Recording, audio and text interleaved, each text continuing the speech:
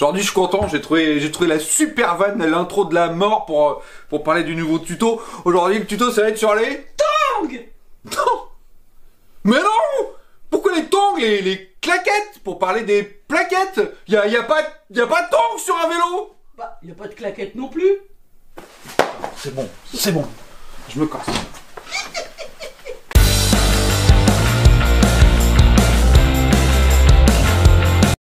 Salut les amigos. Aujourd'hui, le tuto c'est comment choisir ses plaquettes et les changer. Alors, il y en a, ils vont me dire, ouais, mais quand? Bah, j'ai un exemple déjà. Tu vois, quand ça ressemble à ça, il faut sérieusement les changer. Comment choisir ses plaquettes? Alors, il y a pas mal de critères à prendre en compte. Le support déjà. Donc, comme ici, il reste que le support, on va en parler. Il y a globalement 3 types de supports. C'est du métal, hein, forcément. Un support alu, un support acier.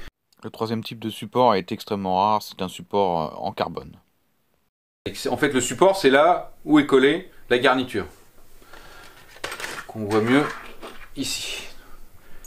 Garniture, support. Quels sont les intérêts?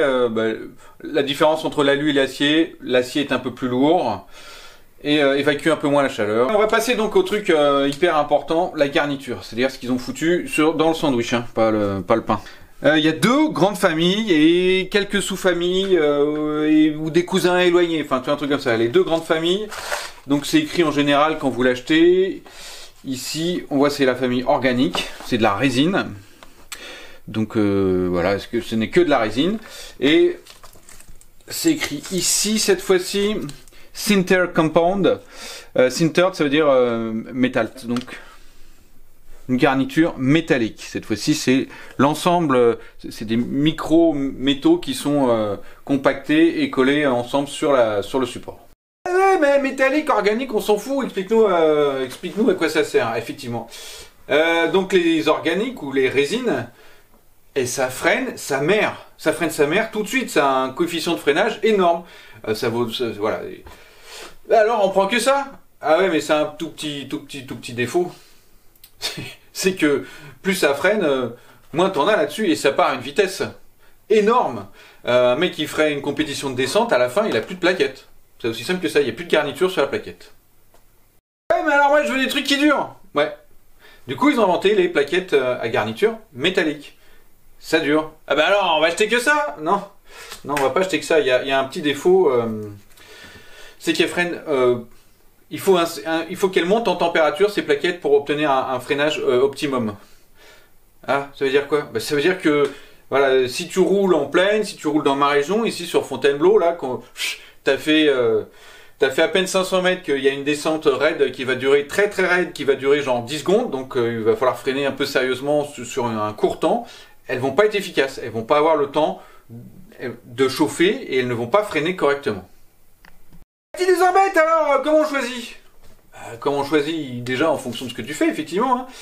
Tu fais du bike park, tu fais de la descente tout l'été, choisis des plaquettes métalliques, il n'y a pas de doute. Tu vas donner en roulant quelques coups de frein avant d'attaquer la descente, elles vont monter en température, elles vont être efficaces tout au long de la descente et tu vas pouvoir redescendre à nouveau parce que tu n'auras pas bouffé toute ta garniture. Maintenant, tu voudrais quelque chose un peu entre les deux. Alors, c'est ce qu'ils ont inventé. Ici, par exemple, ils ont inventé une semi-métallique. Donc, la garniture est un mélange de résine et de métal. Ah, c'est vachement bien ça. Ouais, effectivement, il y a un peu les avantages des deux, mais il y a aussi les désavantages des deux. Donc, c'est intermédiaire.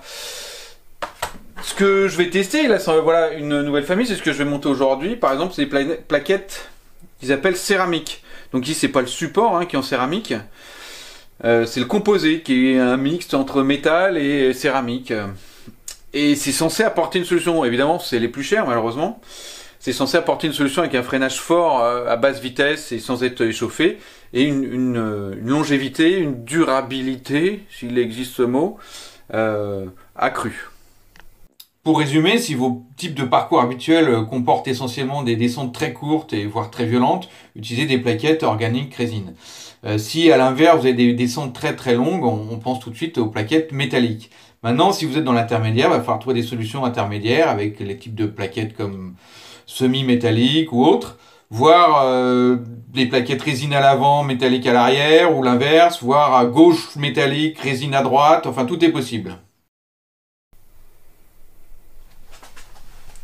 On attaque. Donc on enlève déjà la roue, hein. Évidemment, parce que ça peut être... bon, voilà, on peut peut-être se faire avec la roue, mais ça va risque pas être pratique. Voilà, tout se passe ici. Donc les plaquettes sont là-dedans. Et il y a un petit axe qui retient les plaquettes en place. Donc on commence par enlever... En général, il y a un petit... Je sais pas comment ça s'appelle. Un petit je sais pas quoi.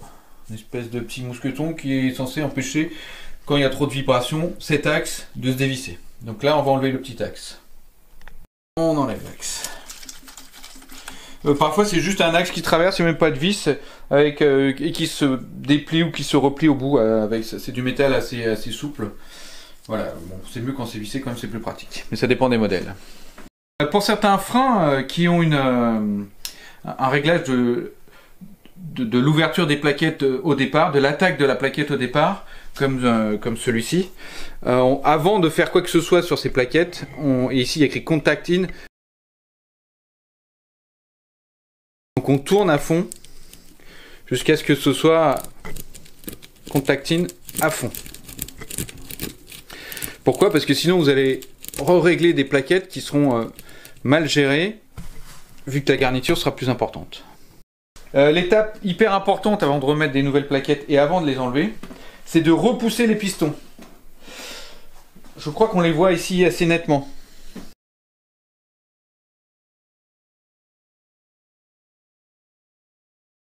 Il faut impérativement réenfoncer les pistons dans leur logement de départ, parce que avec l'usure des plaquettes, il y a un rattrapage par les pistons de l'écartement des plaquettes, ce qui permet à vous en tant que rider d'avoir toujours un freinage constant jusqu'au bout de l'usure des plaquettes. Mais là on va réintroduire des plaquettes neuves avec une garniture nettement plus épaisse, et du coup ça passera pas, il n'y aura pas à la place, donc il faut aller refoutre les pistons au fond. Et pour ça j'utilise cet écarteur de pistons,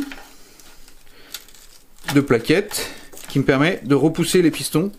Voilà, ici il est passé complètement à gauche, le piston a été repoussé de ce côté là, et il faut que je le fasse à droite maintenant. Mais pourquoi pas le faire avec... moi je le fais avec les nouvelles plaquettes. Moi je le fais avec les anciennes plaquettes parce qu'elles sont anciennes, parce qu'elles sont usées, et que du coup on peut appuyer dessus et éventuellement les abîmer. Sans truc, si tu essaies de le faire avec tes nouvelles plaquettes, tu risques d'abîmer tes nouvelles plaquettes, de faire péter la garniture, ce qui est complètement crétin vu que tu essaies d'en mettre des nouvelles. Et voire pire, des fois t'as pas du tout la place de passer l'outil. Donc une fois que c'est fait, maintenant on peut enlever les plaquettes relativement facilement. Certains vieux modèles de freins se font par en dessous, les plus récents se font par au-dessus, c'est quand même vachement plus pratique. Et ben, il était temps de les changer. Il était temps de les changer. Si vous avez galéré, si vous galérez à réenfoncer vos pistons, on peut utiliser ça. Une fois qu'on a enlevé les plaquettes, on peut directement appuyer sur le piston comme ça. C'est pas idéal, c'est pas parfait, mais on peut directement appuyer d'un côté et de l'autre pour les réenfoncer. Parfois ça fonctionne toujours pas. Souvent avec les freins de type qui utilisent de l'huile DOT, celle-ci a emmagasiné de l'eau au cours de sa vie, et du coup a un volume supérieur à ce qu'elle devrait avoir, ce qui fait que vous pouvez plus les réenfoncer. Donc là vous êtes bon pour une purge. En cas de catastrophe, vous n'avez pas d'autre chose à faire, vous pouvez juste ouvrir la petite vis de purge et en poussant vos plaquettes, vous verrez une petite goutte qui va sortir, ou 2 ou 3 petites gouttes qui vont sortir, qui vont permettre de retrouver temporairement, mais quoi qu'il arrive, si vous êtes dans cette situation là, il faut purger après. Un petit coup de nettoyage, de dégraissant un peu partout là-dessus. C'est le même dégraissant que du brake cleaner, hein, de dégraissant pour frein que je vais utiliser. C'est pas pour les plaquettes, hein, c'est utilisé sur les disques, hein. C'est bien écrit disc brake. Ne mettez pas de WD-40 ou d'huile là-dedans dans les pistons, parce que l'huile elle va se foutre partout, et plaquettes et huile ça va pas ensemble. Mais genre pas du tout. Tu vois, c'est comme Titi et Gros Minet, Tom et Jerry, ils vont pas ensemble. Le Prince Charmant et Shrek, ça va pas ensemble. Les nouvelles plaquettes. Ah ouais, vos mimines aussi. N'oubliez pas, elles sont pleines de gras parfois. Donc on fait super gaffe. Le petit écarteur ressort, qu'on pose ici. On ne fout pas la main sur les garnitures. Jamais. Tac, là c'est pas dur à assembler. Et ça s'enquille extrêmement facilement. Bon, on remet le petit axe qui permet... il n'est pas anodin, il sert à quelque chose vraiment ce truc. Hein. Si tu roules sans ça, tu vas avoir vite que les plaquettes elles vont se barrer. Tu vas faire 3 freinages et il n'y aura plus de plaquettes. Hop là, il n'y a pas besoin de serrer des masses. Le petit truc tout pourri que j'ai pas le nom. J'ai pas le nom. Si vous avez le nom, mettez ça dans les commentaires s'il vous plaît. C'est petit, je sais pas, machin d'arrêt qui se clip comme ça. Tac. Voilà, c'est juste un petit arrêt. Et c'est fait. T'as changé tes plaquettes. Maintenant, il faut juste tester. Un premier petit check, hein, donc on réutilise l'outil qui nous servait à écarter les pistons. Je l'insère entre les deux plaquettes et je repompe un petit peu avec mon frein jusqu'à obtenir la bonne tension, la bonne pression. Hein, la preuve, l'outil est parfaitement tenu juste parce que je freine du frein arrière.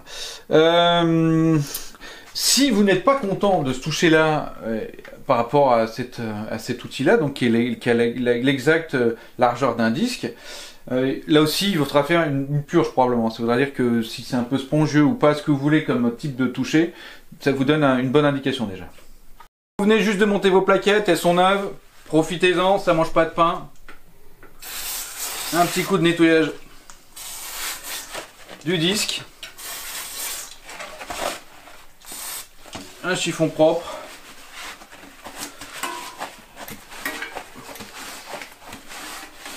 Et quand même on récupère tout de même un peu de crasse. On remet la roue et c'est là qu'on va faire l'alignement de l'étrier par rapport au disque. Donc là je vous le montre pas avec la roue parce que c'est pas filmable. Donc j'utilise juste un petit disque comme ça. Et on imagine que ce disque se cale comme ci. Et effectivement, quand on le voit à ce moment-là, il y a assez d'espace de chaque côté, c'est bien réglé. Mais parfois, ça frotte d'un côté ou de l'autre. C'est à ce moment-là que on utilise notre clé de 5 ou des fois c'est du Torx, enfin voilà, pour dévisser l'étrier, le bouger légèrement. Donc on dévisse les deux étriers, pardon. Et on obtient de quoi bouger ces deux étriers. Et donc de quoi les aligner sur ce disque. Ce qui vous permet visuellement, vous avez quand même pas mal de marge, d'aligner ce disque. Et même si parfois c'est de travers, hein, donc vous pouvez en décaler un seul pour que l'autre se retrouve, pour que le disque se retrouve entre ces deux plaquettes, sans rien toucher de chaque côté. Une autre méthode qui fonctionne pas tout le temps, c'est pour ça que je la donne pas en premier, consiste, alors c'est toujours vos trous, hein, donc il y a le disque qui est claqué ici. Attention, recule-toi. Et on pompe le frein arrière. Et il va s'aligner. On a vu le disque s'aligner. Une fois qu'il est... l'étrier s'aligné sur le disque. À ce moment-là, on serre doucement et alternativement. Puis de plus en plus fort jusqu'à ce que ce soit vraiment bien verrouillé.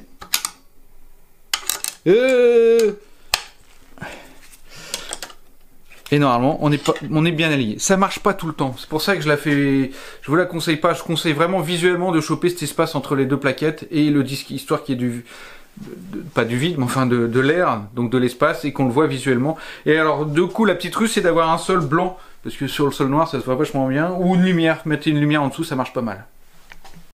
Plaquette changée, roue remontée, disque propre. On le check encore une fois. Il n'y a pas de frottement et...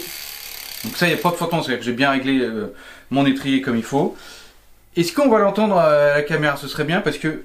C'est le défaut, j'ai choisi la roue arrière parce que c'était plus pratique pour moi, mais le défaut est que quand on teste, il y a le bruit du moyeu et on n'entend pas forcément. Mais La roue doit circuler librement. Et là, vous allez entendre, il y a un petit...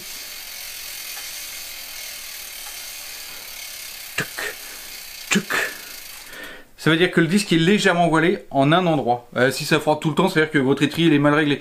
Mais si globalement ça frotte pas et que vous entendez un ou deux tic tic tic, ça veut dire que le disque est légèrement voilé en un endroit précis. Donc il faut repérer où est le bruit. Et le repérer ensuite visuellement pour trouver de quel côté ça frotte. Parce que le disque il peut être voilé par là ou par là. Hein. Donc au bruit, j'ai repéré que ça se passait à ce moment-là, à cet endroit-là. Et comme je regardais les deux espaces, je vois que le disque il a un peu bougé de ce côté-là. Donc ça se passe ici. J'utilise cet instrument-là qui est fort pratique. Et je vais repousser ça doucement de l'autre côté. Hein, parce qu'il ne s'agit pas d'en remettre trop de l'autre côté. Si éventuellement vous n'avez pas d'outil comme ça, une petite pince plaque comme ça, on peut le tordre doucement aussi, ça marche aussi. Donc problème identifié, problème réglé. Et plus de tchouk tchouk tchouk tchouk tchouk. Dernier petit truc. Une fois que vous avez touché, vous rappelez que moi j'ai des freins avec un réglage d'attaque de plaquette ici. Je vais le régler à ma sensation perso, ce que j'aime bien ressentir en termes de freinage pile. Donc là c'est vraiment à vous de toucher à vous. Voilà. Voilà, c'est ça, j'espère que ce tuto vous a plu. Vous devriez normalement savoir changer les plaquettes à peu près correctement. Il y aura plein d'autres tutos concernant le freinage, parce qu'il faut savoir aussi changer un disque éventuellement. Parfois des disques ne sont pas adaptés à certains types de plaquettes. La purge va être très importante, là je vais en faire un certain nombre, parce que chaque modèle, chaque marque a son type de purge, son type d'huile. Et puis bah voilà, maintenant, bon ride les gars, hein, amusez-vous. Hein. Namasté les amis.